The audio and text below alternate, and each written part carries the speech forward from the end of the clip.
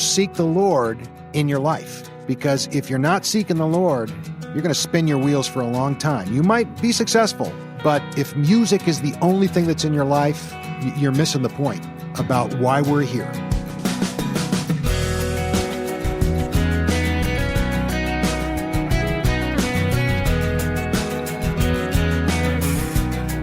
Don't miss the point of what God has for you. Welcome to First Person, and this week's guest, composer and musician John Campbell, widely respected, among other things, as the creative music producer behind Adventures in Odyssey. I'm Wayne Shepherd, and you'll meet John in just a moment. Through these weekly conversations, you hear men and women who have discovered their life in Christ leads to a calling to serve the Lord and people in powerful ways. There is no end to the variety of people we meet and no end to the creative ways that God gives purpose to their lives. If you would like to hear more than just today's featured guest, we have an archive of many interviews to offer you online at firstpersoninterview.com. Or use our smartphone app to download the programs to your device and take them with you on the go. Just search First Person Interview in your app store for a free download. And one more way to listen is through your favorite podcast portal, starting with iTunes. Through a mutual friend, I met John Campbell a few years ago, although I've admired his creative abilities much longer. John works on many musical projects, but he's well known and admired for his work on the children's program from Focus on the Family. Adventures in Odyssey started, I'm going to say, over 20 years ago. It just so happened that Steve Harris, who was the creator, him and a guy named Phil Lawler, they created Odyssey together. Steve went to my church. And this is when Focus on the Family was in California, in Arcadia. And Steve got the job for their creative department, And so before Odyssey was ever thought about, I used to go over and write music for some of Focus's small radio dramas. I think it was called Turn Your Heart Toward Home was the name of the series. And anyway, a couple of years later, Steve calls me and says, hey, I've got this idea, and it's centered around a man named Whit, John Avery Whitaker. We call him Whit. And he kind of explained about, all of the ins and outs of the Imagination Station and Whit's End. And he wanted me to write a theme. And I said, hey, that sounds great. So I went and tried a couple of things and gave him to Steve, and he was like, no. It needs to be a little more whimsical, a little more, fantasy. So anyway, I remember where I was at. I was sitting in my dad's studio. My dad was a piano teacher, and I used to have my studio at my parents' home. That was a long time ago. Anyway, and I was sitting at the piano, and I came up with this little ostinato, this da-da-da-da-da-da-da-da-da-da-da-da, and I thought, oh. And right away, I knew I hit the melody of the Odyssey theme. Huh. And I sent it to Steve. He loved it. The Odyssey theme has kind of been set in stone, and a lot of people have enjoyed it. And I've been really blessed and very humbled by the response to that over the years. A lot of people are hearing that in their head right now, as a matter of fact, John. Yes. Well, and it's still a thrill when somebody, comes back and sings it to me. Oh, I bet. I thought, that's kind of fun. I bet. Okay, well, for the uninitiated, let's point out that when you hear all the music throughout Adventures in Odyssey, that's all custom written. That's not music pulled off a shelf from somewhere. You're given a script, and along with the producers, you decide what the musical moment is, and you write the music for all those things. That is correct. Yes. Once the actors are recorded, it's taken back to Focus, and they're now in Colorado Springs.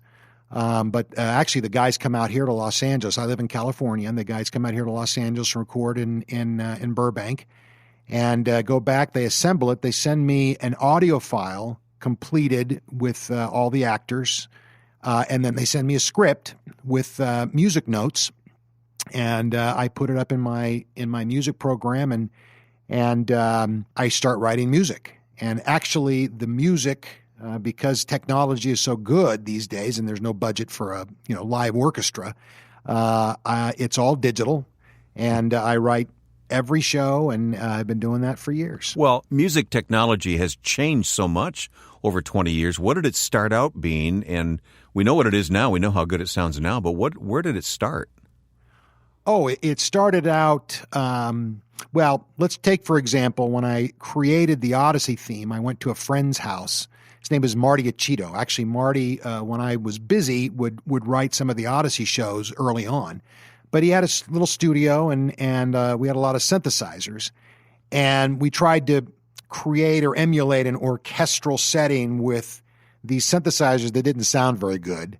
But listening now to the old theme, it was still pretty classic. It was electronic sounding, wasn't it? Very electronic sounding. And then over the years, as the technology got better, things started to gradually sound more realistic with the instruments.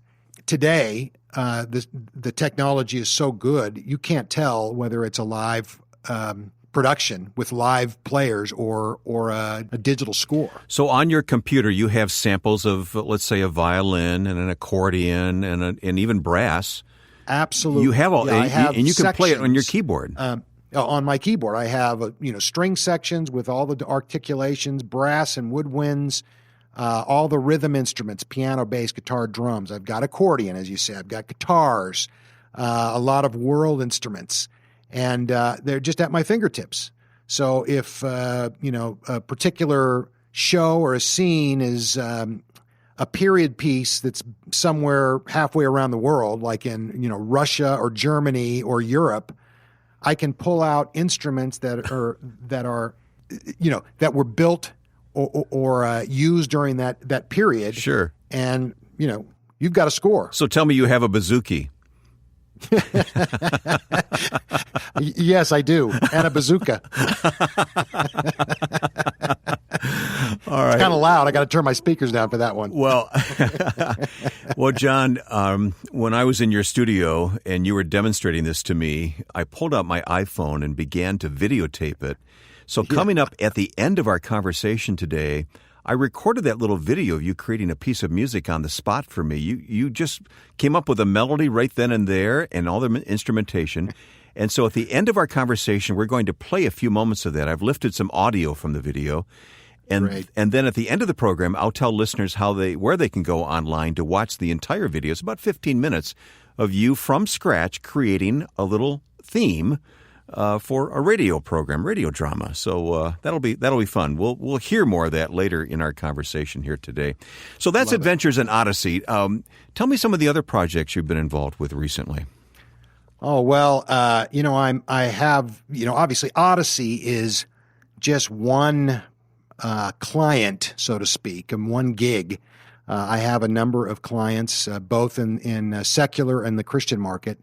Probably the one thing that I've been working on and the most proud of this last year has been writing the music for the ministry Answers in Genesis. They built a life-size ark, and they have a creation museum, and I wrote all the music for their parks, and I'm very proud of that. So when we go through the museums and the ark, we're listening to your music in the background.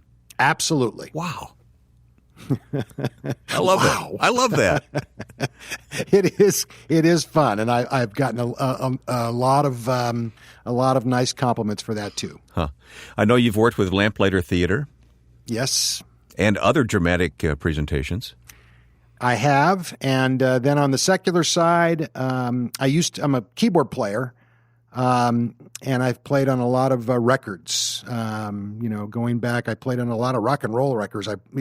Like Chicago, and I've worked with like Eddie Van Halen and Loverboy and a number of bands over the years. But I played in the Maranatha Praise Band. And I've worked with a lot of Christian artists over the years. Debbie Boone, I know, is in your resume. Boone. She was my first major artist, and I was her keyboard player and musical director on certain gigs, and I traveled with her for a number of years. Lovely experience. Mm-hmm. How many lifetimes musically have you lived, John? Let's see. Well, if a cat has 9 lives, I think I've lived 8 lives. So I've got one more life to live. And you do this from your home studio. It's in your backyard. It is in my backyard. So you have a long commute each day, but you have very busy days. This work keeps you hopping. It keeps me busy. Yeah. Fortunately, the Lord has blessed what I've done, because I got to tell you, it is the gift that He gave me, and I want to continue to use that. And so I get up every day, and it's my job to write music to the best of my ability for a number of clients. And fortunately, the phone keeps ringing, and I keep working. Well, again, we're going to demonstrate some of your work at the end of our conversation here today, but listeners can always go online to johncampbellmusic.com, where you've put together samples of many of the things that you've done, and they can get a really good idea there at the website. And I want our listeners to go there, johncampbellmusic.com. If I'm not writing music, I'm not making a living. And you're going to hear John write music coming up on this edition of First Person. Stay with us. I'm Ed Cannon, president of the Far East Broadcasting Company. We've produced a number of storytelling videos of God at work in the lives of FEBC listeners living in difficult circumstances. To see these videos and to be encouraged in God's Word, please visit firstpersoninterview.com and sign up for our 30-day online devotional. It's easy and there's no obligation. You will love seeing and hearing stories of people's lives being saved through the gospel message. Go to firstpersoninterview.com. My guest is John Campbell. John is a musician, a composer. You may know his name from hearing the credits on Adventures in Odyssey, because John writes all the music. Is 100% of the music for Odyssey, John? 100% of the music. There's a number of composers that have worked on Odyssey over the years, but I've done most of them. And I have been completely blessed. Yeah. This last number of years, I just enjoy writing it so much. So I've been writing them all for this last probably 10 years. Well, I see why they keep you around. I really do. Now, we've talked about your calling, what you do. Let's talk about who you are, John. Where did this all begin for you musically? I mean, were you one of those child prodigies, I guess I'm asking? You know, I wouldn't consider myself to be a child prodigy, but my father, as I had mentioned earlier, was a piano teacher. He had a degree in composition. He was the organist at our church. So I grew up in music, and even when I was young, my dad would sit me down and make me practice piano. I played drums. I played trombone. I played a number of instruments. I hated to practice. I would have much rather gone out and played with my friends, but fortunately, my dad kept true to keeping me and giving me the gift that he had, and even as a young child in the summer times, my dad taught piano in the afternoons, but in the morning, we'd have classes. My sister and I would have classes in harmony and theory, and I just took to it.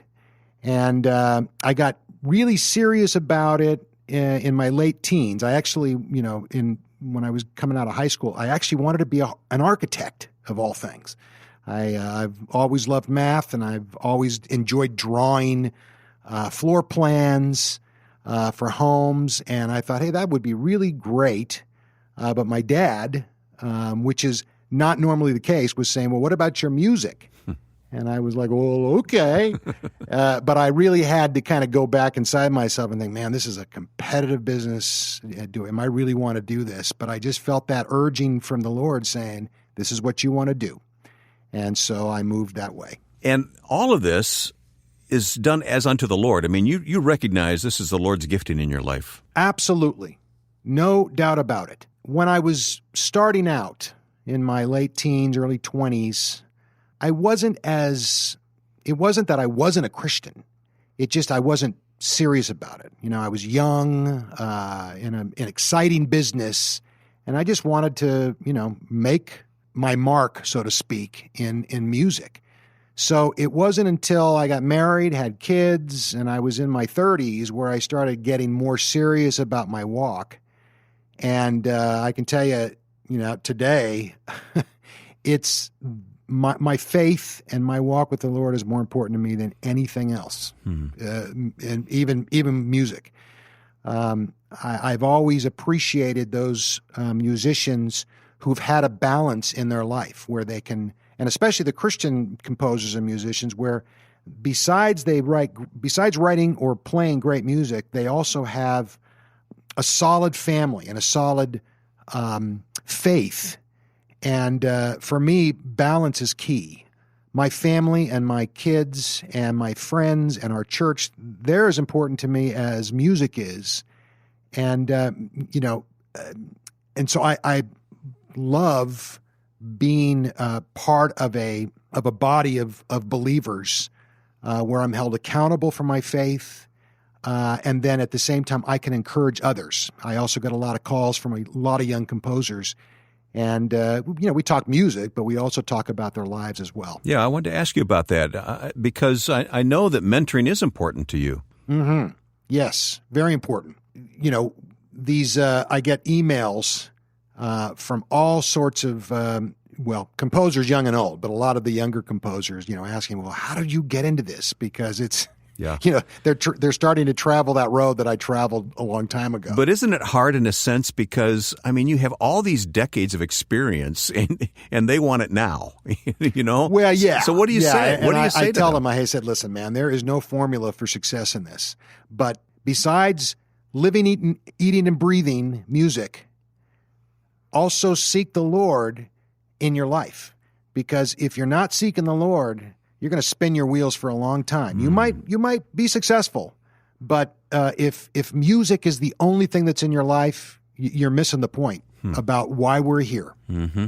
In your studio, I kind of felt like the Wizard of Oz experience. I parted the curtain, and there was the professor pulling all the buttons and levers, to create all this cacophony.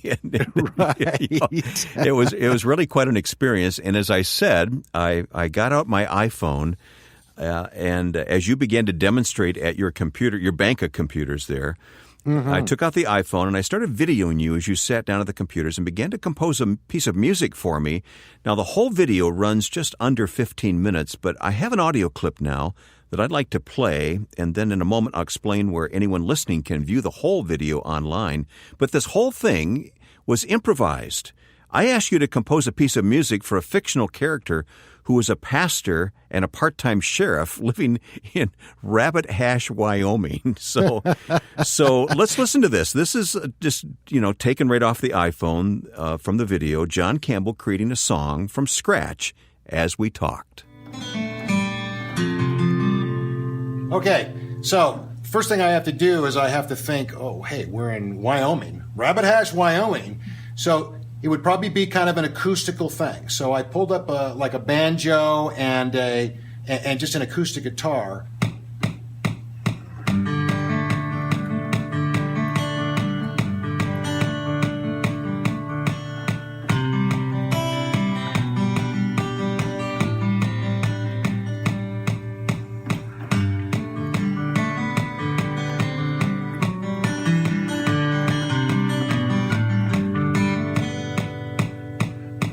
Okay, so that's just off the top of my head. There you go. Now I've recorded this. So now that I've got this recorded, I'm going to play something on top of it. Now I could, of course, add Back to the banjo. a little banjo. Let's add that to kind of give it,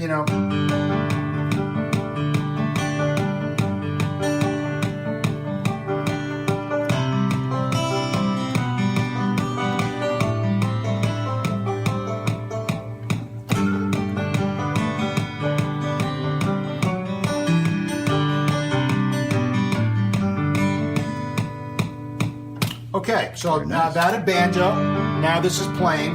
So really what would be awesome, let's give ourselves a little more expanse with a larger string section.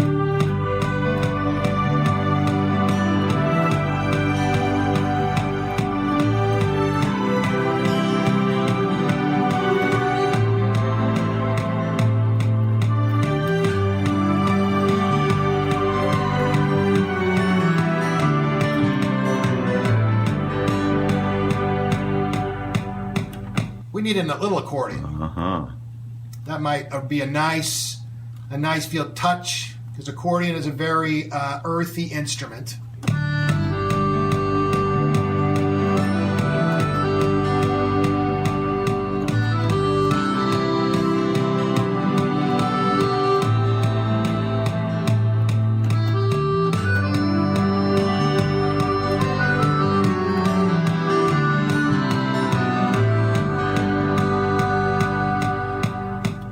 And again, because I've been doing this for a long time, like anybody, everybody has their own a talent, and they have developed that talent. This is what I do.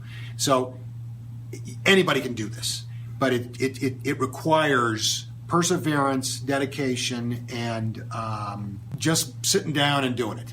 And so I could do this fast. I think it might be a bit more to it than that. Well, but I understand your point. Yeah, maybe. Yeah. But it sometimes it can be 10% creativity and 90%. I understand. Work. Okay, without the click track, here we go. Let's hear our big mega production here today. Yes.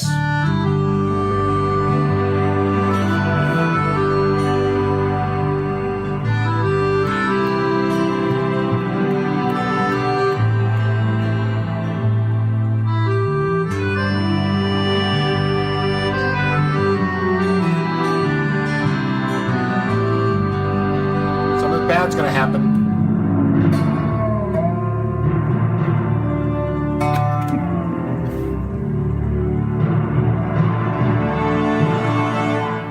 Well, that whole video with John Campbell, you heard just a portion of it just now, can be seen on our website, firstpersoninterview.com. John, that was a lot of fun that day, and you were so creative to do that on the spot. It was my pleasure. Thank you for it's always doing fun, to take a quick idea and just run with it. We talking about music in a minute.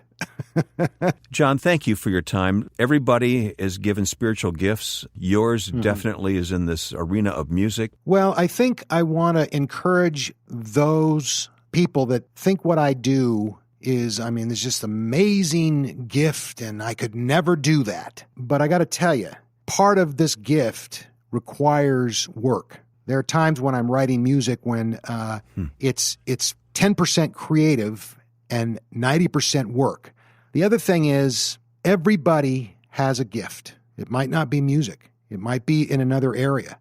But I would encourage everyone to embrace the gift that God has given them wholeheartedly, because that is a huge part of who you are. And it's also a huge reason why we're on this earth today, to share the gospel through our gifts. We are, I feel like I'm just one part of a whole.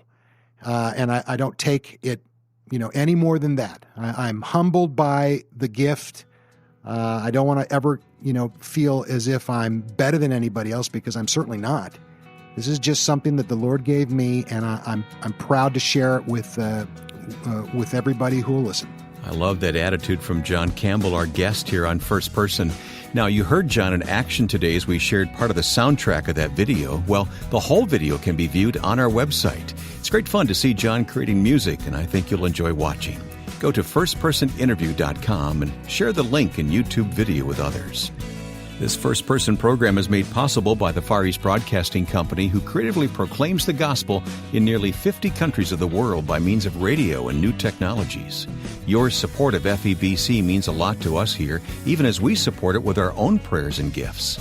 To learn more and to request a free 30-day online devotional featuring listener stories and scripture, follow the links at firstpersoninterview.com. Now, with thanks to my friend and producer Joe Carlson, I'm Wayne Shepherd, inviting you back for First Person.